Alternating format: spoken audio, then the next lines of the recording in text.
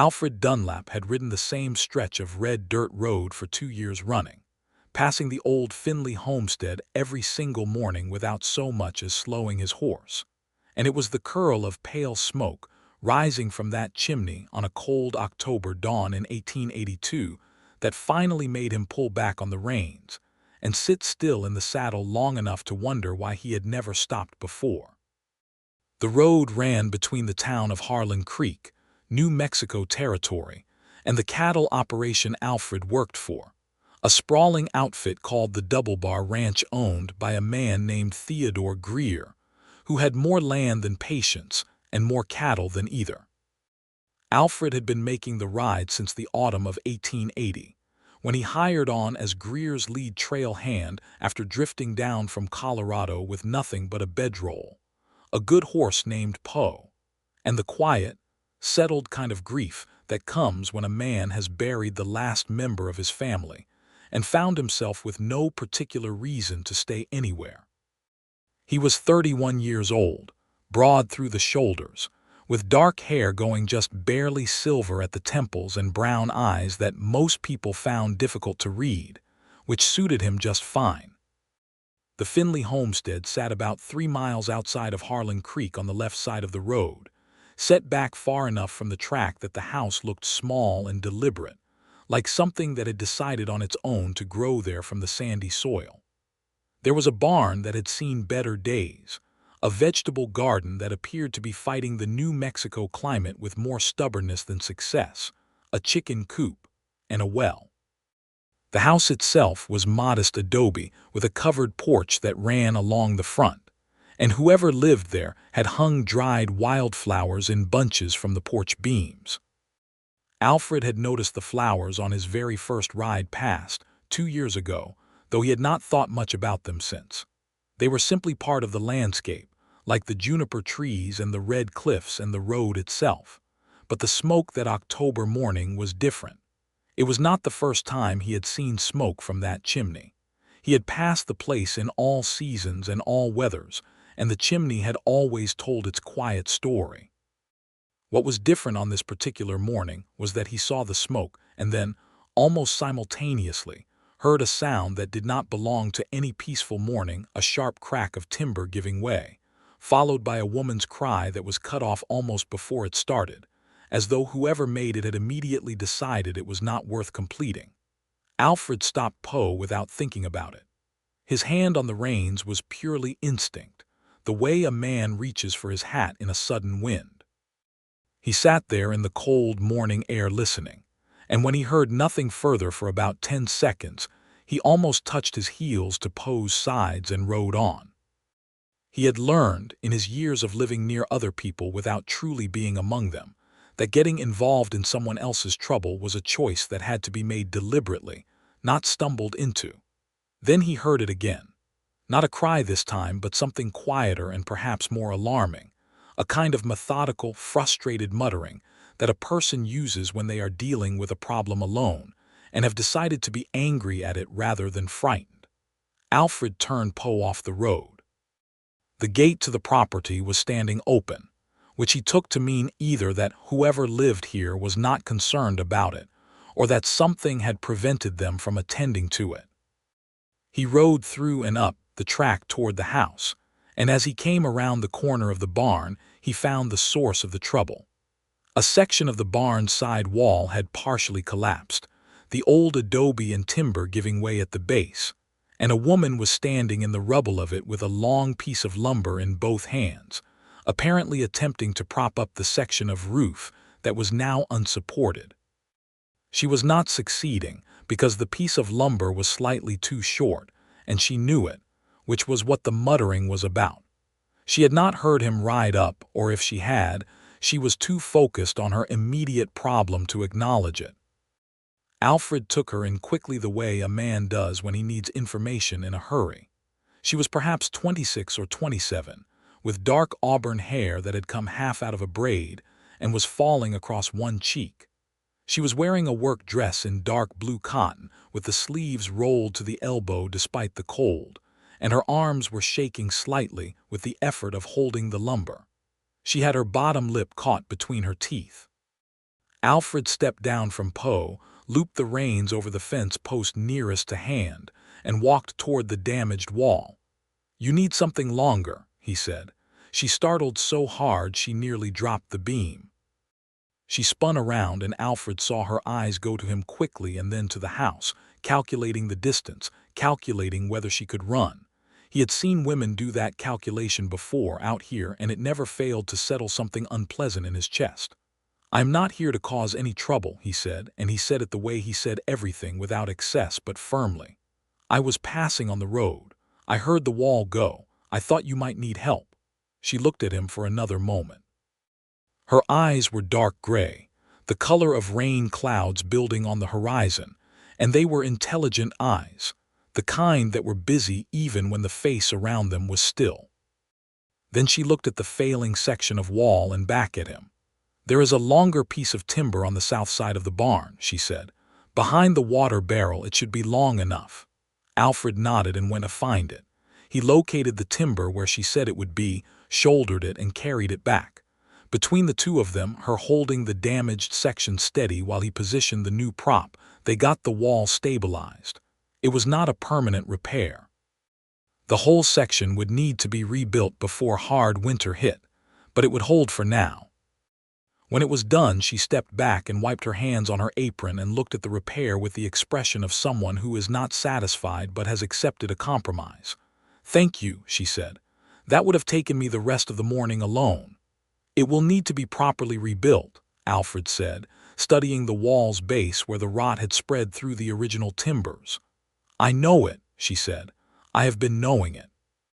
There was something in the way she said that, a kind of dry acknowledgement of a long list of things she had been knowing without being in a position to do much about, that told Alfred a fair amount about her situation without her having to say another word.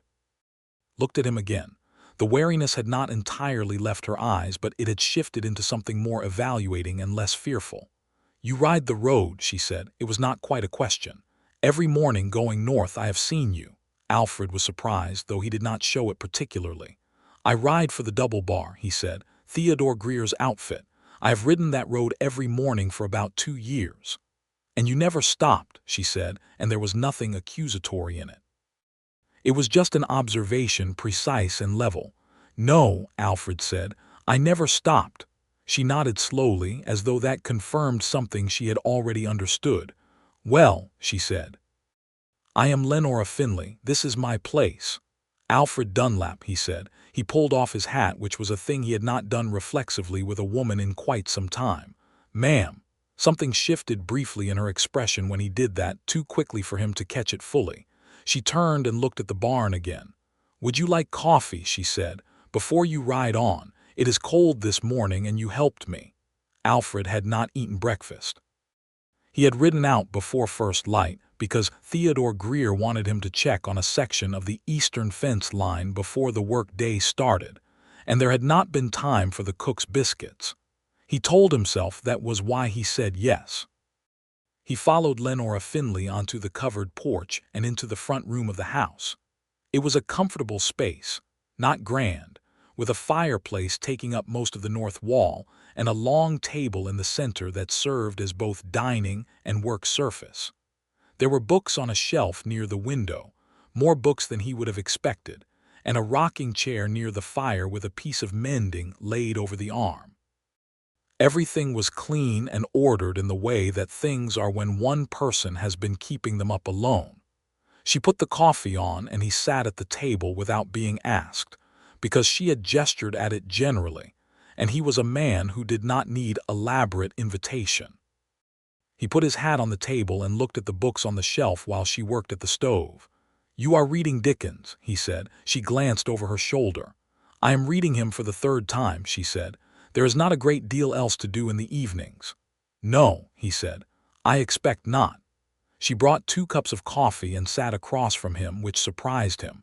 He had expected her to remain at the stove or to hand him the cup and keep her distance. Instead, she sat down with the ease of someone who had decided to treat him as a guest and was going to commit to it. "How long have you been on your own here?" he asked. He did not know why he asked it. The question came out of the same place as his decision to turn off the road, some part of him that was paying more attention than the rest. Lenora wrapped both hands around her cup. "My husband passed 2 years ago," she said.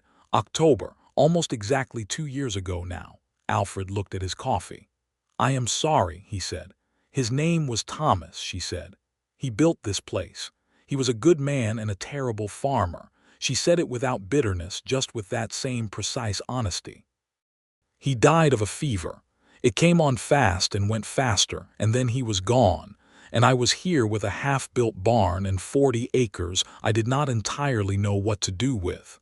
"Did you have family to send for?" "My sister is in Missouri," Lenora said. "She wrote and asked me to come back. I wrote and told her I was staying." She looked at him evenly. "This is my land. Thomas and I proved it up together. I was not going to hand it to someone else because things got difficult." Alfred looked at her. "Where did you come from before here?" he asked. "Ohio," she said. "Before that, Virginia. My father was a minister who believed the Lord kept sending him west." A slight smile crossed her face there and gone. "Thomas was from Kentucky. We met in Abilene, of all places. He had land claims filed out here and a plan, and I thought the plan sounded reasonable." "Was it?" "Parts of it," she said. "The land is real. The water is real. The barn was always more ambition than he had timber for." She looked at Alfred. "What about you? You said you have been riding for the double bar 2 years. Before that—" Alfred turned his cup in his hands. "Colorado," he said. "Before that, Missouri. Before that, the war." He paused. "I was too young for the start of it, but not for the end of it, after I came west." She studied him with those gray eyes. "Did you have people?" "A sister," he said. "She died in '79. Influenza. She was the last." Lenora was quiet for a moment. "So we are both alone," she said, not with pity and not with the particular brightness of someone trying to make a connection. Just as a fact acknowledged. "I suppose we are," Alfred said. He finished his coffee. He told himself he should be riding, that Theodore Greer was expecting him at the eastern fence by mid-morning, that he had already spent more time off his route than he could easily account for. He set down the cup. "The base timbers on that barn wall are rotted through," he said. "The whole section needs to come down and go back up. It will take 2 or 3 days of work if you have the materials." "I have most of them," Lenora said. "I have been buying timber when I can and stacking it. I just cannot do the work alone." Alfred looked at his hat on the table. "I am off on Sunday," he said. "And I could come by Saturday afternoon after the drive comes in. That is 2 half-days and a full day. It should be enough." Lenora was very still for a moment. He could see her working through it, the calculation a woman alone has to make when a stranger offers her something, the weighing of need against caution. "Why would you do that?" she said. It was a fair question. Alfred considered it honestly. "I have been riding past this place for 2 years," he said. "And that barn wall was going to fall sooner or later, and this morning it fell." He paused. "And you made good coffee." Something in her face softened just slightly at the corner of her mouth. "That is not a very satisfying answer," she said. "No," he agreed, "but it is the honest one." After another moment she said, "All right, Saturday afternoon then. I will have the materials laid out and ready." Alfred picked up his hat and stood. "I will be here," he said. He rode out to the road and north toward the double bar, and he noticed that the morning felt different than it had an hour ago, the light somehow more present, the cold air less empty. He did not examine the feeling too closely. He was a man who had learned to treat cautious things with caution, and whatever was starting to happen somewhere in the region of his chest was definitely a cautious thing. He was 14 minutes late to the eastern fence, and Theodore Greer, a short, broad man with mutton-chop whiskers and the permanent expression of someone who has just smelled something slightly unpleasant, wanted to know why. Alfred said he had stopped to help a neighbor with a structural problem. Greer grunted. "The Finley widow," he said, which told Alfred that Greer knew whose property sat on that road, as he knew everything that was on or near his land. "Keep your mind on the cattle, Dunlap." "My mind is on the cattle," Alfred said. He spent the rest of the day mending fence in the October wind, and his mind was mostly on the cattle. Mostly. Saturday came around after a week that Alfred did not remember moving as slowly in the 2 years previous. He was aware of this and found it both interesting and faintly alarming. The way you find a strange bird interesting when it lands on your fence and alarming when you realize you have been watching it for 20 minutes. He arrived at the Finley homestead at 1:30 in the afternoon. Lenora was already outside, and she had done exactly what she said. The materials were laid out and organized in a way that told him she had thought carefully about the order of operations. There were stacked timbers, a bucket of nails sorted by size, and 2 tools Alfred recognized as Thomas Finley's work tools, well maintained despite 2 years of sole ownership. "You know carpentry," Alfred said, looking at the organized materials. "I know enough," Lenora said. "Thomas showed me, and I have had 2 years of practicing on things that broke." She handed him a hammer. "What do we start with?" They started with pulling down the damaged section. It was hard work, particularly in getting the old rotted timbers out at the base without disturbing the rest of the wall more than necessary, and it required a kind of coordination that Alfred had not expected. Lenora was not a woman who stood back and watched. She worked beside him with steady competence, and when he needed a hand on a board she was there, and when he needed her to hold something level she held it level and did not drift. They worked in the comfortable, focused silence of 2 people whose attention is on the same problem. After about an hour they had the old section down and the good wall exposed, and Alfred crouched to examine the footing. "The foundation is solid here," he said. "It is just the timbers that failed. We can go straight up from this line." "Good," Lenora said. She straightened up and pressed her hand to her lower back for a moment, and Alfred noticed without remarking on it.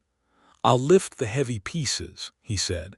It was not a question or an offer, just a statement of how they would divide the next part of the work. "I was not going to argue," she said. They worked through the afternoon. When the light began to go golden and the air sharpened toward cold, Lenora went inside and came back with bread and sliced ham and 2 more cups of coffee, and they sat on the porch and ate. Alfred had been aware all afternoon of a particular quality to being around Lenora Finley, a kind of ease that he had not felt in so long that he had nearly forgotten what it felt like. She did not try to fill silences unnecessarily. She said what she meant. She did not look at him with that careful, polite distance that most people maintained with a man whose history they did not know. "Where did you learn to work like that?" she asked, tearing a piece of bread. "Which part?" "All of it," she said. "Carpentry, ranch work, you move like someone who knows what they are doing." Alfred thought about it. "My father built houses when I was young," he said, "in Missouri. I followed him to work sites from the time I was 7 or 8. After the war I worked whatever I could find. I was a surveyor for a while, then a freighter, then I worked cattle in Kansas for 4 years before I came south." "You have been a great many things," she said. "I have been trying to find the right fit," Alfred said, and then because it was truer than that and she deserved the truth, "or I was for a while. Lately I stopped looking and just kept moving." Lenora looked at him over her cup. "The road," she said. "The road," he agreed. She was quiet for a moment. A coyote called somewhere out in the darkening scrub and the chickens murmured in the coop. "I did the same thing for a while," she said. "After Thomas died, just kept going through the days, getting up, doing the work, going to bed, getting up again. I was not really anywhere for most of it." She paused. "I think I started coming back to myself around this past spring, when the garden started coming in, something about watching things grow." She glanced at him. "That probably sounds very small." "It does not sound small at all," Alfred said. He rode back to the double bar in the dark, and the stars over New Mexico were extraordinary, the way they always were out here, close enough that you might think you could reach up and rearrange them if you had a mind to. He had not felt this particular feeling since he was very young, this sense of something beginning, and he treated it gently, the way you treat a flame in a wind. He came back Sunday morning as promised, and they finished the barn wall by midday. When the last board was in and Alfred stepped back to look at it, Lenora stood beside him and looked too, and there was a satisfaction in that shared looking that was, Alfred thought, one of the quieter and more genuine pleasures he had experienced in some years. "It is good work," she said. "It will hold through winter," he said, "and beyond if the weather gives you any mercy." Lenora laughed. It was a surprised laugh, as though she had not expected to do it, and it was a good laugh, warm and a little rueful. "The weather out here does not give much mercy," she said. "No," Alfred agreed, "but the barn will." He stayed for Sunday dinner. She made a venison stew and biscuits, and they sat at the long table in the front room and talked for 3 hours, which was more talking than Alfred had done in a single sitting in years. They talked about Ohio and Missouri and the war, about Thomas, and about Alfred's sister Margaret, about books and about the land, about what New Mexico had looked like when it was still territory, and what it might look like when it became a state someday. Lenora had opinions on all of it, clear and well-reasoned opinions that she delivered without apology, and Alfred found himself arguing with her about a couple of them, not disagreeably, but with the genuine engagement of someone who has found a mind worth pushing against. When he stood to go, the sun was already low. He had lost track of time entirely, which had not happened to him in longer than he could remember. "I will ride past in the morning," he said at the door. She looked at him. "You ride past every morning," she said. "Starting tomorrow," he said, "I might slow down." She met his eyes, and for a moment something open and unguarded moved across her face, something she did not seem to have expected and did not quite hide before it passed. "I will put a lamp in the window," she said, "so you can see the place in the dark." Alfred put his hat on. "You do not need to do that," he said. "I can see the chimney smoke." He rode away and did not look back, but he thought he heard, just at the edge of hearing, a sound that might have been her laughing again.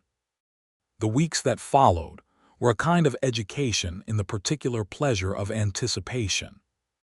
Alfred woke before dawn every morning with the knowledge that in half an hour or an hour, depending on the season's light, he would ride past a certain homestead, and that there was now a reason to slow. He kept telling himself that slowing down was not the same as stopping, that he was simply being neighborly, that there was nothing more to examine here. He told himself these things with decreasing conviction as October turned into November. He stopped 3 or 4 times in those first weeks, sometimes only briefly, to check that the barn wall was holding, or to carry a sack of grain she had ordered from town that was too heavy for the wagon she no longer had a horse fit to pull. He also sent a hand from the double bar to help her recut and stack her winter wood, negotiating this with Theodore Greer by pointing out that the Finley property was adjacent to grazing land Greer had an interest in maintaining good relations with, which was only partly true but was true enough. Greer looked at him for a long time after Alfred made this argument. "You are sweet on her," Greer said. "I am helping a neighbor," Alfred said.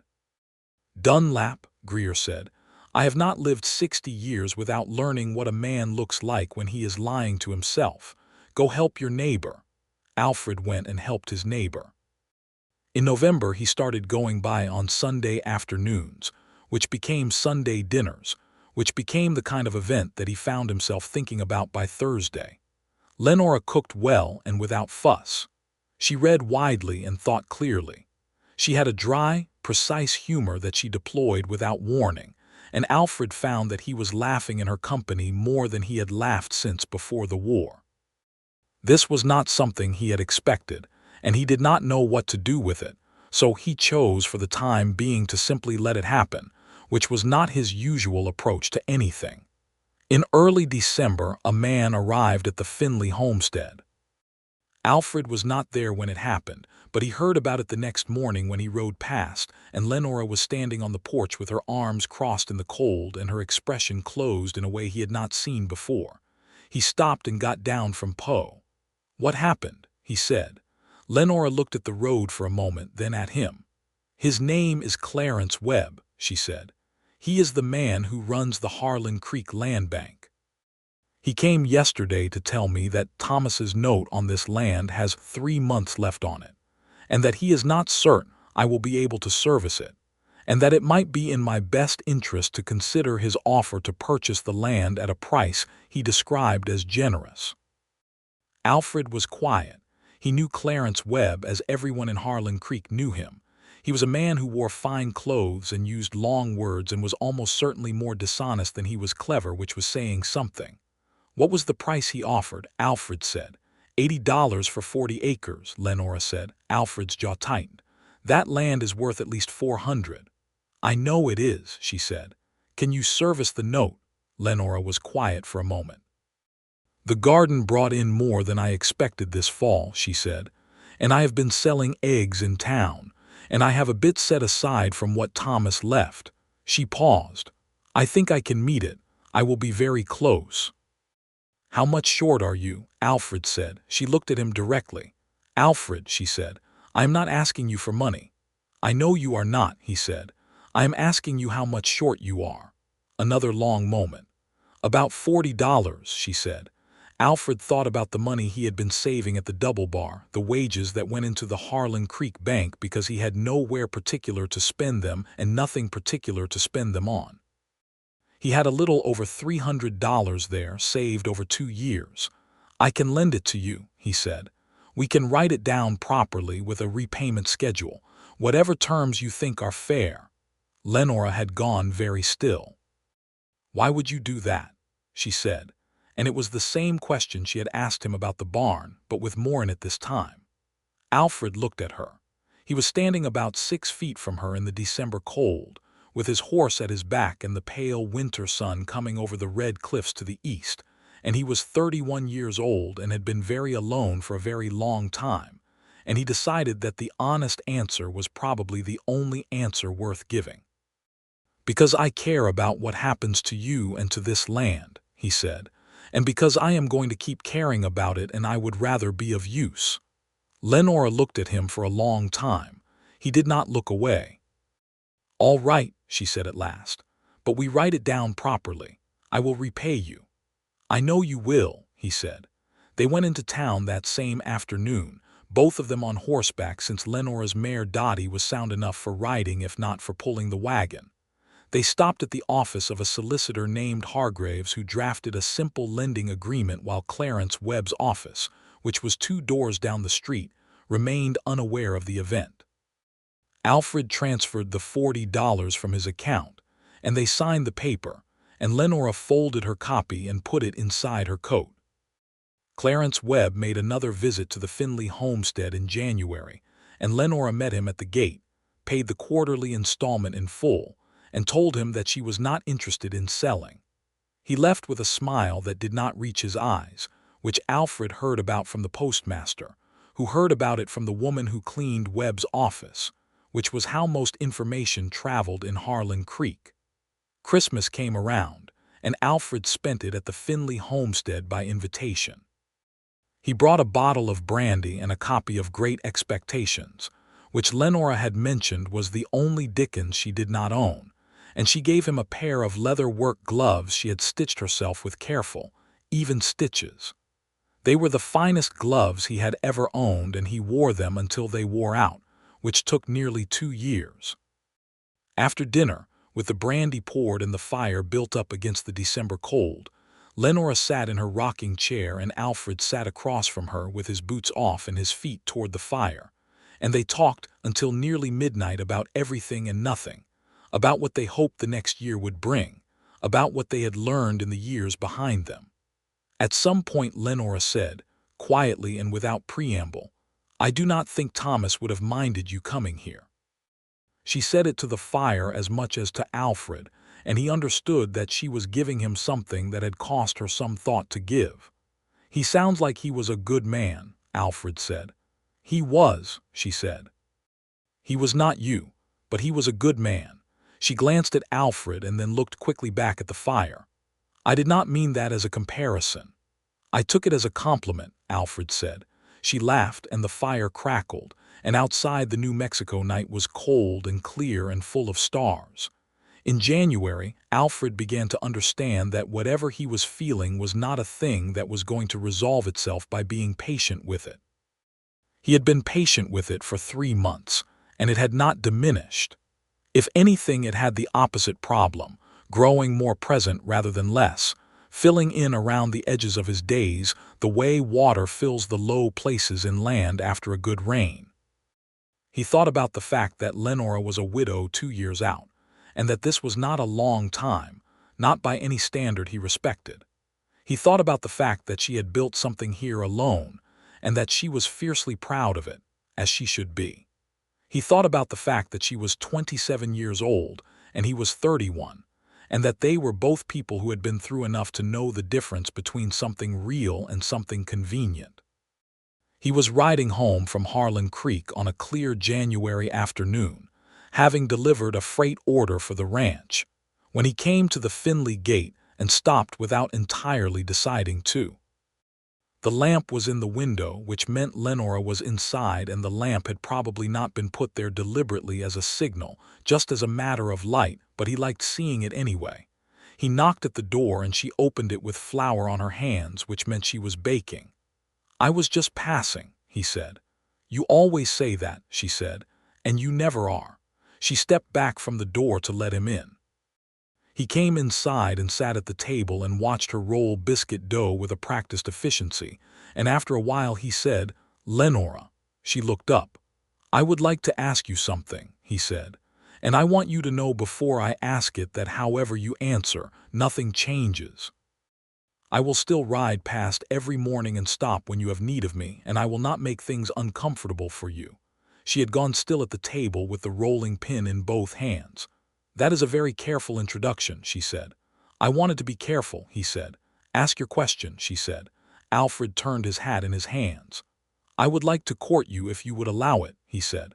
"Properly, I mean. Not just stopping to fix things and having Sunday dinner, but actually come calling, with you knowing that is what I am doing and why." The kitchen was very quiet. The biscuit dough sat on the board between them. Lenora set down the rolling pin. She looked at her flour-covered hands for a moment, and then she looked at him, and her gray eyes were very direct. "Alfred," she said, "do you know what I thought the morning you turned off the road?" "No," he said. "I thought, there is that man who rides past without stopping, and he has finally stopped, and now I am going to have to figure out what to do about it." She picked up the rolling pin again and pressed it firmly to the dough. "I have been figuring out what to do about it ever since." Alfred waited. "I think," Lenora said carefully, "that I would like you to come calling, properly." She was looking at the dough, not at him, but the corner of her mouth had done the thing it sometimes did. "Starting this Sunday, if that suits you." "It suits me," Alfred said. He left with a lightness in him that was almost ridiculous for a man of 31 with leather boots and a working horse and no particular poetry in him. And he rode back to the double bar in the January dusk with Poe moving at a trot because the horse, Alfred decided, was also in a hurry to get nowhere in particular. Courting Lenora Finley was an experience that Alfred would later describe to exactly no one, because he was not a man who spoke easily about the things closest to him, but that he thought about frequently in the years that followed. She was not a woman who made things easy in the sense of being compliant or soft or undemanding. She was easy to be with in the more important sense. She was honest. She was direct. She trusted him with her actual thoughts rather than the polished version of them, and she expected the same in return. They went to Harlan Creek one Saturday in February for the town social, which was held in the long room behind the general store, and featured a fiddle player named DeWitt, who was better than you would expect and worse than he believed himself to be. Alfred danced twice, which was 2 more times than he had danced in 10 years, and both times were with Lenora, and the second time he kept hold of her hand for a few seconds longer than the music required when it ended. She led him and she did not look away. In March, Clarence Webb made a 3rd visit to the homestead. This time Alfred was there, it being a Sunday afternoon. He was on the roof of the barn when he heard the horse on the drive, and he came down from the ladder to see Webb's fine black horse at the gate and Webb himself sitting it with his hat at the angle of a man who has rehearsed his appearance. Webb looked at Alfred and then at Lenora, who had come to the porch. "Miss Finley," he said, "I was not aware you had a hand working today." "Mr. Webb," Lenora said, pleasantly but without warmth, "Mr. Dunlap is not a hired hand. He is a friend." "What can I do for you?" Webb's eyes moved between them with a calculation that Alfred recognized and did not like. "I have come with a revised offer on the property," Webb said. $120. "I think you will find that quite generous, given the current market." "The current market," Alfred said, "values this parcel at $400 at minimum. I would encourage you to look at what comparable land sold for at the Thornton auction in November." Webb looked at him with the expression of a man who has encountered an inconvenience. "I am not aware that I was speaking to you, Mr. Dunlap." "You are speaking to Miss Finley," Alfred said, "and I am standing here while you do." There was a moment that contained a certain amount of Old West territorial tension, the kind that in other circumstances, and with different men, might have moved toward something uglier. But Clarence Webb was primarily a financial predator, not a physical one, and Alfred's steady regard seemed to recalibrate whatever he had intended. "The offer stands if you change your mind, Miss Finley," Webb said, and turned his horse and rode out. Lenora watched him go. Alfred came to stand beside her on the porch. "He is not finished," she said. "No," Alfred agreed. "He is not, but neither are you." She looked at him sideways with those gray eyes. "Thank you for what you said," she told him. "About the market value, you did not have to know that." "I looked it up," Alfred said, after his first visit. She was quiet for a moment. "You looked it up," she repeated. "I looked it up," he said. Lenora turned and went back inside, and Alfred went back up the ladder to finish the roof. And somewhere in that exchange something had been established between them that was more permanent than anything either of them had yet said directly. Spring came in late and fast, the way New Mexico springs sometimes did, the cold breaking almost overnight, and then everything going warm and dusty and bright. Lenora's garden went in during the second week of April, and Alfred came over 2 Sundays running to help turn the soil, because it was heavy work for one pair of arms.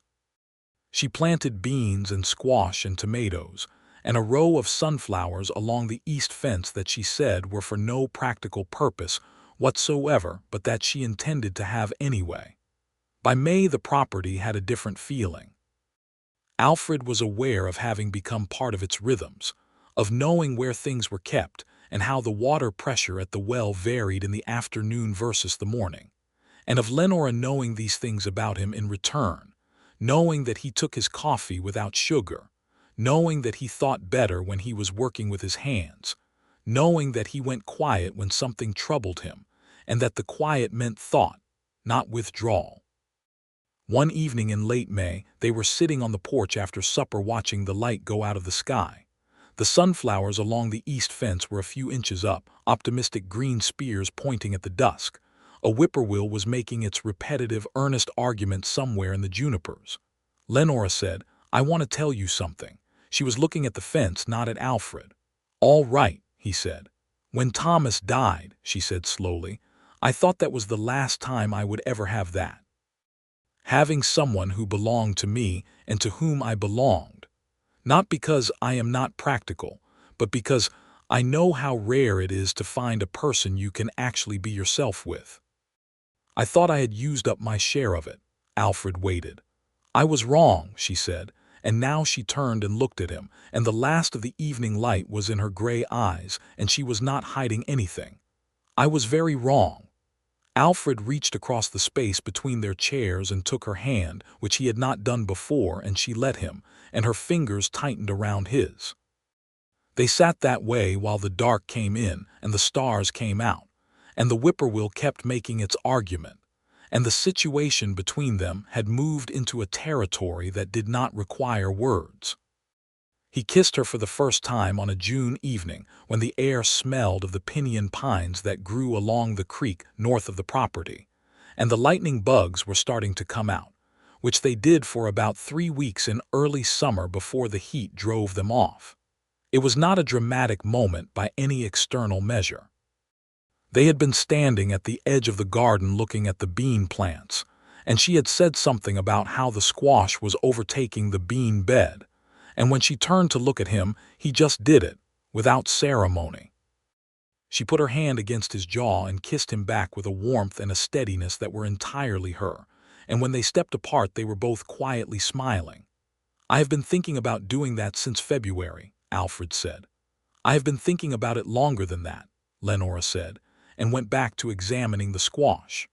Theodore Greer, who learned almost everything eventually, called Alfred into his office in late June and looked at him across his desk. I hear you are courting the Finley widow, Greer said.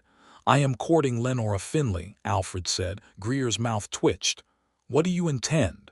I intend to ask her to marry me, Alfred said. He had not actually said this aloud before.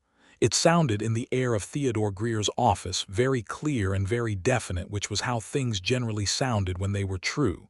Greer looked at him for a long moment. She is a fine woman, he said. I knew Thomas Finley, decent man, poor farmer. She held that place together alone for 2 years. That is not a small thing. No, Alfred said. It is not. If you marry and take on that property, you cannot ride out at first light and be back at the double bar by morning muster, Greer said. You understand what I am saying? I have been thinking about that, Alfred said. Greer picked up a pen and turned it in his hands. I have been thinking about building a permanent line camp out near the eastern fence, he said. Someone to run the eastern quarter. A man in that position would need to live on the land or close to it. The pay would be better than trail wages. He would need to be a man I trusted absolutely. Alfred looked at his employer. You are a more generous man than you generally let on, he said. Tell anyone and I will deny it, Greer said. Talk to your woman and come see me. Alfred proposed to Lenora on a Sunday in July, which was the 1-year anniversary of the first Sunday he had come to repair the barn. He had thought about how to do it and had decided that the only approach that would work with Lenora was the direct one, because she was not a woman who appreciated theater, which he had come to regard as one of her finest qualities. He sat across from her at the kitchen table where he had drunk his first cup of her coffee 9 months ago, and he said, Lenora, I want you to marry me. I love you, and I want to build a life here with you, on this land that you held together alone when you did not have to. I am not a man of many words, but I can tell you that I have never in my life been as certain of anything as I am of this. Lenora sat very still for about 4 seconds. Then she said, Alfred Dunlap, are you aware that I have been waiting for you to say that since about March?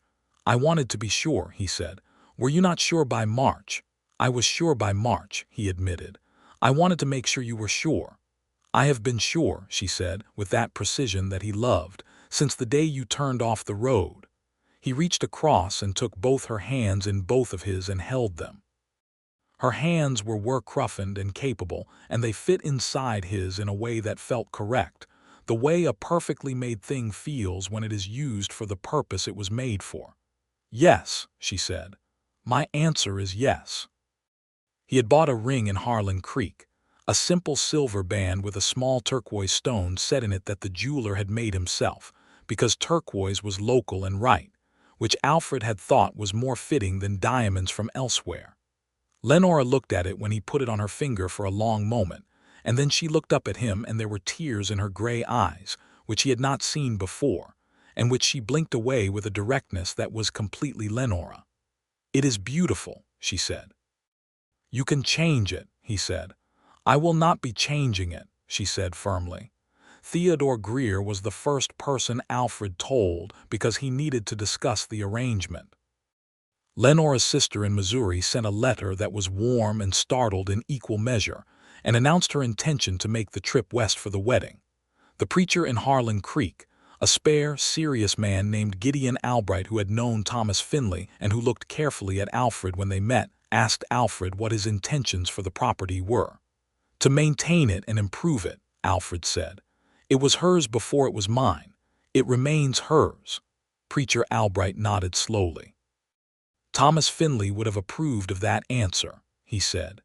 They were married in October, 1 year and 2 weeks after Alfred had first turned off the road. The ceremony was at the Harlan Creek Church, which held 30 people on a comfortable day and held about 45 on this day because the town had taken an interest. Lenora wore a dress she and her sister Clara, who had arrived from Missouri 3 days prior, had spent the preceding week working on, a cream-colored wool with small buttons down the front and lace at the collar that had belonged to their mother.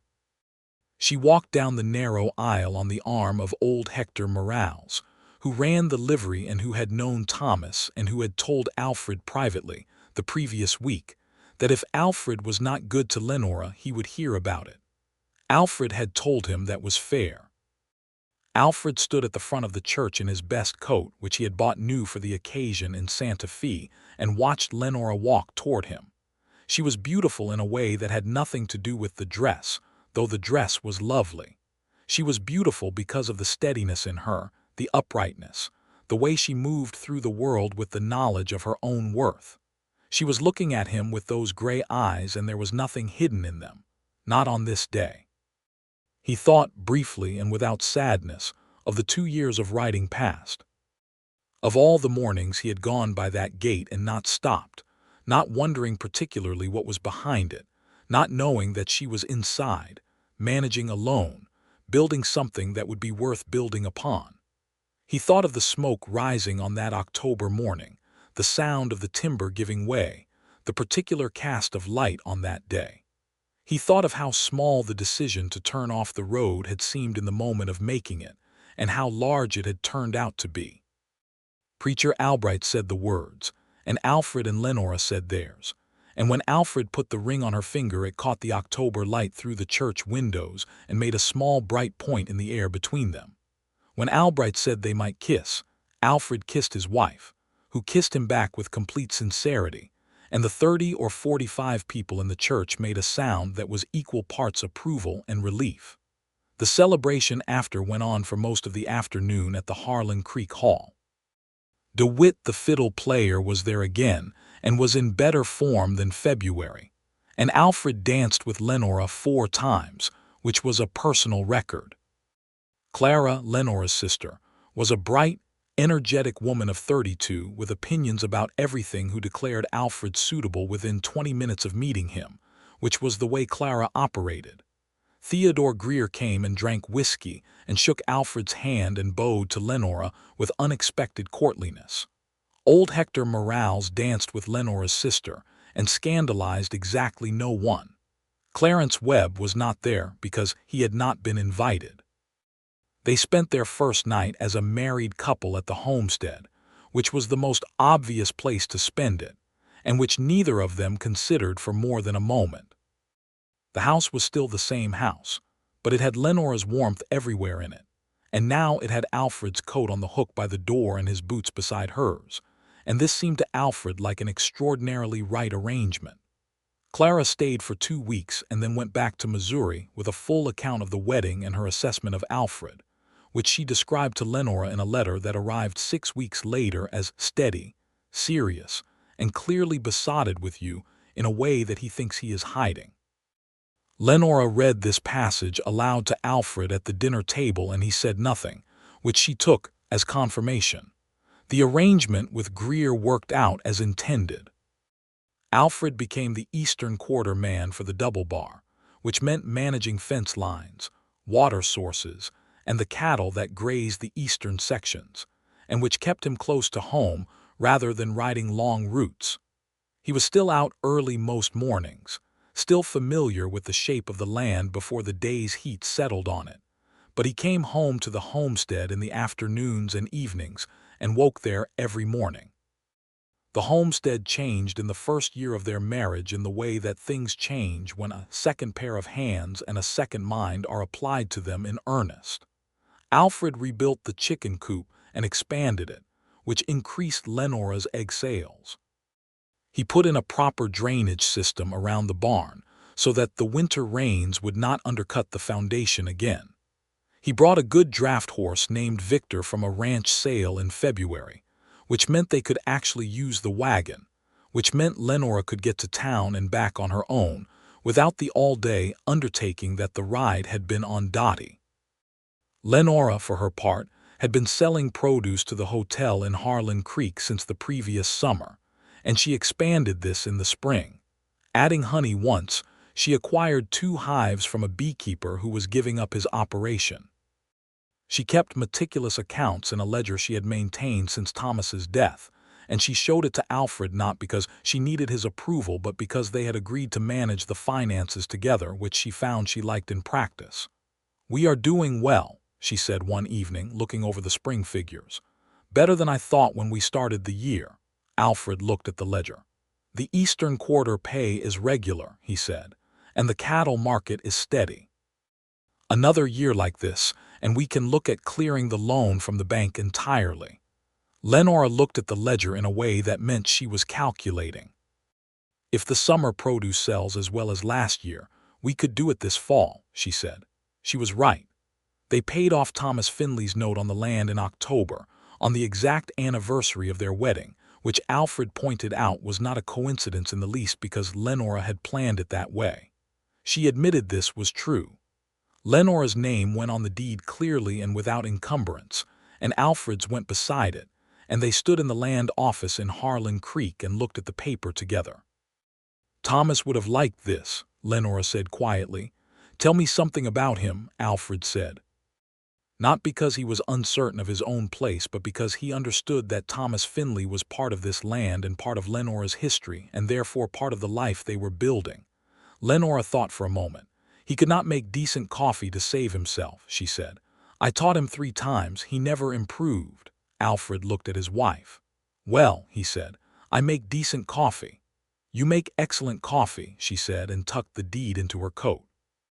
The following spring brought news that changed the shape of their world in the most particular way. Lenora came out to the barn one April morning where Alfred was checking on Victor's shoe, which had been giving trouble, and she said, with the same precise directness she brought to everything, "Alfred, I am going to have a child." Alfred stood up from his crouch. He looked at her for a long moment, and he felt something happen in his chest that had no accurate name but that was related to joy and terror in equal measure. Lenora's expression was the carefully neutral one she wore when she was not sure how he would receive something. She was watching him. He crossed the barn in 4 steps and put his arms around her carefully, the way you hold something precious, and she made a sound against his shoulder that was both a laugh and relief, and her arms came tight around him. "When?" he said. "October, I think," she said. "Maybe November." He pulled back and looked at her face. "Are you well? You feel well?" "I feel perfectly well," she said, "and I intend to keep working. Do not try to stop me." "I would never," he said, which they both knew to be a slight overstatement since he was already calculating what she should and should not be lifting. But that was a negotiation for later.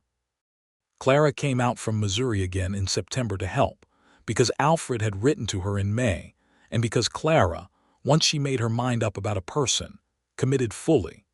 She arrived on the stage with a trunk full of things she had sewn for the baby and a quantity of opinions about childbirth that she deployed over dinner the first night, none of which Alfred found comforting. Lenora told her sister to be less clinical in Alfred's presence, which Clara found amusing. The baby came in October, a boy, arriving on an overcast afternoon when the air smelled like the rain coming in off the mountains, with the assistance of the midwife from Harlan Creek, Mrs. Yolanda Bears, and Clara and Alfred, who was not certain where he was supposed to be during this event, but who Lenora told very firmly to stay, and stay he did, holding her hand through the worst of it and not looking away. The baby was healthy and loud, with Lenora's dark auburn hair and Alfred's brown eyes, and he was born into a world where 2 people were already completely in agreement about what he meant to them. They named him Thomas James Dunlap. Thomas for the man who had built this land and made it possible, James for Alfred's father. Alfred held his son for the first time in the chair beside the bed where Lenora lay exhausted and proud and profoundly herself, and the baby looked up at him with the ancient, vague focus of the very new, and Alfred thought of all the years of riding and moving and not belonging anywhere, and he thought of a morning in October 2 years before any of this when he had turned off a road because he heard a sound, and because there was smoke in the air. "Hello, Thomas," he said quietly to the baby. And then, because the baby did not yet care about words but he needed to say it, "I am your father and this is your home, and you will always know where you belong." From across the room, where she could hear everything, Lenora said, "Alfred," in a voice that was very soft, and he looked at her, and she was smiling the widest smile he had ever seen on her face. "Come here," she said. He put the baby carefully in the crook of her arm and leaned down and kissed his wife, and outside the rain started coming in off the mountains the way it does in October in New Mexico, steady and real and smelling of distance. The years that followed were not without difficulty, because nothing worth having ever entirely is. There was a drought in 1885 that hit the cattle hard and required careful management. Clarence Webb, having failed to acquire the Finley land through financial pressure, attempted a different approach in the spring of that year, filing a claim that disputed the original survey of the property boundary, claiming that 3 of Lenora's 40 acres actually fell within a parcel he had purchased. This was a lie, and a testable one, but the testing of it required a proper survey and a proceeding at the county seat, which took most of the summer. Alfred hired the solicitor Hargraves and gathered the original survey documents that Thomas Finley had preserved carefully and that Lenora had kept in equally good order. The original survey held up completely. Webb's claim was dismissed by the county judge in September, and Webb was fined for filing a fraudulent claim, which he paid with bad grace. He sold most of his Harlan Creek holdings in 1886 and moved to Santa Fe, and the town did not particularly miss him. Theodore Greer retired from active management of the Double Bar in 1886 and handed operations to his nephew, a decent young man named Caleb Greer who knew cattle and respected the men who worked for him. The arrangement Alfred had with the ranch continued. The eastern quarter became better managed over time, and Caleb Greer said once, at a town meeting, that Alfred Dunlap was the most reliable man he had ever employed, which Alfred heard about through the usual channels, and which Lenora told him was nothing more than the plain truth.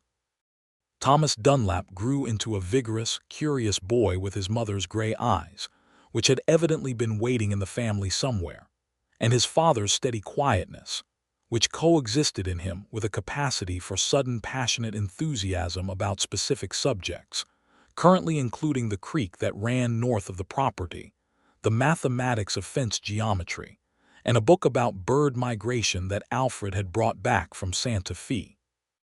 He was 4 years old when Lenora told Alfred she was expecting their second child, and when this was explained to Thomas, he considered it for a moment and asked if the baby would be interested in the creek. "Probably eventually," Alfred told him. "Good," Thomas said. "There are a lot of frogs." The second child was a girl, born in the spring of 1887 with a full head of dark hair and a disposition toward strong opinions that manifested itself almost immediately. They named her Margaret for Alfred's sister, and Clara came west again for the birth and stayed 6 weeks and cried when she left, which was unlike her. Margaret Dunlap grew up convinced she could do everything her brother could do, which was largely true, and she and Thomas had a relationship of profound mutual loyalty, beneath a surface of vigorous dispute that their parents found both exhausting and deeply satisfying to observe. The homestead by 1889 was a genuinely prosperous small farm. The original 40 acres had been added to by the purchase of an adjoining 10 acres from a neighbor who was moving to Albuquerque. There was a real barn now, well built and sound. The garden supplied not just the hotel but the new school in Harlan Creek, which had opened in 1886. Lenora had become something of an informal authority on small-scale farming in the area, and 2 new families who had settled near Harlan Creek had come to her with questions about water and soil, which she answered with the same patient precision she brought to everything. Alfred, in 1889, was 38 years old. He looked more or less as he had looked at 31, except for the silver that had spread more widely through his dark hair, and the particular settled quality around his eyes that comes to men who have stopped running and do not miss it. He woke every morning before dawn in the house that had been Thomas Finley's and was now his and Lenora's, and he made coffee in the way he had always made it, and he brought a cup to Lenora, who was not a person who woke easily, and he sat at the table and looked at the place where his boots stood beside hers and thought of all the accumulated mornings. He still rode out every day. The road that ran from the homestead to the Double Bar's eastern section passed by the place where the road to Harlan Creek branched, and sometimes, coming home in the afternoon, Alfred would slow at that particular spot and look south down the road he had once traveled every morning without stopping. The cottonwoods had grown taller along that stretch since he had first ridden it. The red cliffs looked the same. The road looked the same. The difference was entirely in him. One October morning and October mornings in New Mexico had held a particular significance for Alfred and Lenora since the very beginning, as these things do when enough events layer themselves upon the same month. Alfred came into the kitchen to find Lenora already up and sitting at the table with her hands around a cup of her own coffee, which meant she had been awake before him, which was unusual enough to notice. "You are up early," he said. "I was thinking," she said. Alfred poured himself coffee and sat across from her. The kitchen was warm. Outside the window, the October dawn was doing what October dawns do in New Mexico, going from black to purple to the extraordinary rose gold that preceded the first direct light. "About what?" he said. Lenora looked at her cup, then at him, with the expression she had when she was about to say something she had thought through carefully. 7 years ago today," she said. "That is when you stopped." Alfred counted back. October 1882 to October 1889. 7 years, he said. 7 years, she said, and before that you rode past every morning for 2 years. I did, he said. 9 years total, she said. She looked at him steadily. Do you ever think about all the mornings you rode past? Alfred thought about this honestly, the way she had always expected honesty from him. Sometimes, he said, not with regret, just with the recognition that a man can ride past his own life for a long time without knowing it. Lenora nodded slowly. I used to watch you, she said. From the window sometimes. You rode past very straight in the saddle. I did not know your name. I thought you were probably the saddest-looking man I had ever seen. Alfred looked at his wife. Was I? He said. You were very sad, she said simply, in the way that people are sad when they have given up hoping for something without admitting they have given up. Alfred was quiet for a moment. The light outside was shifting from rose to gold. And now, he said.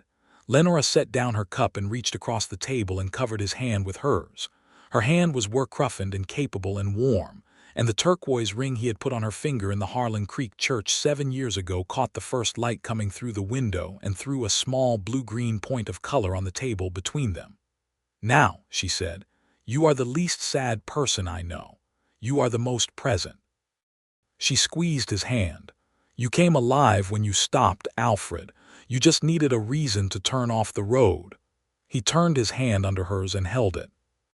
He thought of Poe, who had been retired from work for 3 years now, and who spent his days in the pasture with Victor and an agreeable mule named Francis, eating good grass and having no responsibilities. He thought of Thomas and Margaret asleep in the back bedroom with the noise children make in their sleeping, the complete, uncomplicated noise of people who do not carry anything heavy to bed with them. He thought of the winter ahead and the wood already split and stacked, and the preserved goods in the pantry Lenora had put up through the summer, and the garden beds waiting under their mulch for spring. He thought of a morning in October 7 years ago when the smoke from a chimney had been a different color, a different quality, a different invitation than all the other mornings before it, and he had not known why he stopped, and now he understood that it did not matter why. It only mattered that he had. I had the best reason, he said. Lenora's gray eyes were very clear in the October morning light. She was 34 years old, and she was the most complete person he had ever known, and she was his wife, and the word wife had meant almost nothing to him once and now meant more than he had words for. More coffee, she said. Yes, he said, and he did not let go of her hand, and she did not pull it away, and they sat like that in the kitchen of their home in the morning light with the sound of the land around them and the sounds of their children sleeping, and the October sun came up over the red cliffs of New Mexico and filled the room with gold. Thomas woke first, as he always did, and came into the kitchen with his hair uncombed and his eyes still soft with sleep, carrying the bird migration book under one arm. "Papa," he said, "I was dreaming about the creek. I think the mallards might come through this week. The book says they follow the temperature." "They might," Alfred said. "We will go look this afternoon." Thomas sat down at the table and opened the book to a page he had marked with a piece of grass, and he began to read with the total absorption of a child who has found the exact thing his mind was made for. Lenora got up and began making breakfast, moving around the kitchen with the easy, unhurried efficiency that Alfred had watched for 7 years and never stopped finding a pleasure to observe. Margaret appeared in the doorway in her nightgown with her dark hair around her face, assessed the room, decided everything was adequately in order, and climbed into Alfred's lap. "Is there porridge?" she said. "There will be," Lenora said. "Good," Margaret said. She leaned back against Alfred's chest and reached out and turned 2 pages of Thomas's book, which Thomas received with resigned tolerance. And the kitchen smelled of coffee, and the coming cold, and the last of the summer's dried herbs hung from the ceiling, and the fire in the stove was doing its steady work. Alfred held his daughter and watched his wife at the stove and his son reading his book, and outside the October morning was absolutely clear and still and beautiful, and the chimney was sending up its own thin line of smoke into the blue New Mexico sky, a signal like a lighthouse sending its quiet message out across the dark water. He had ridden past that signal for 2 years. He had been riding past a great many things for the years before that, moving because moving was easier than stopping, keeping to the road because the road asked nothing of him and promised nothing in return. The smoke had changed that. Her smoke, rising from her chimney on a cold October morning, curling up into the air above the place she had held together alone and with extraordinary stubbornness and grace. And him, a man on a horse who had forgotten how to stop, stopping. It was not a complicated story, really. It was the oldest kind.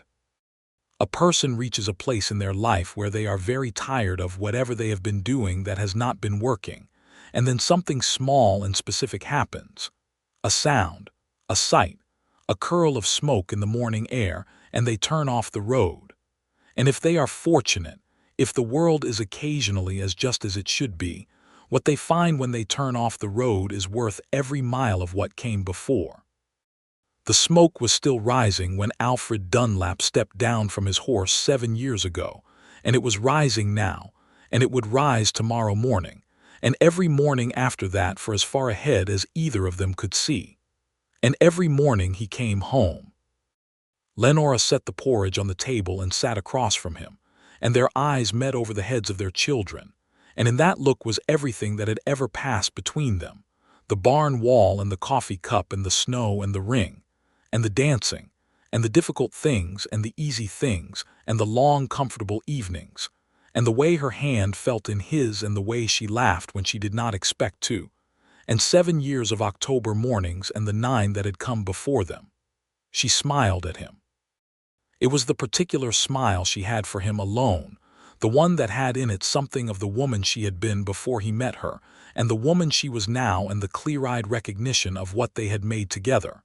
He smiled back. "Good morning," she said.